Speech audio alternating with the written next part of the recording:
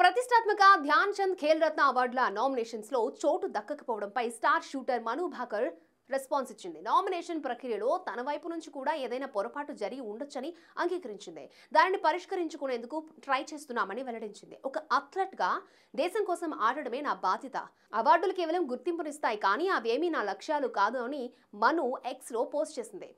Award వచ్చినా రాకపోయినా దేశం కోసం అత్యుత్తమంగా ఆడడమే తన లక్ష్యమని మను స్పష్టం చేసింది. ఇక నుంచైనా అవార్డుల గురించి ఊహాగానాలు చేయొద్దని రిక్వెస్ట్ చేసింది. మరోవైపు నా కూతుర్ని షూటింగ్ క్రీడలో ఉంచినందుకు నేను చింతిస్తున్నా. బదులుగా నేను ఆమెను క్రికెటర్ని చేసి ఉండాల్సింది. అప్పుడు ఆమెకు అవార్డులతో పాటు ప్రశంసలు దక్కేవి. నా కూతురు ఒకే ఎడిషన్లో 2 ఒలింపిక్ పతకాలు గెలుచుకుంది. దేశానికి కీర్తి ప్రతిష్టలు తెచ్చిపెట్టింది.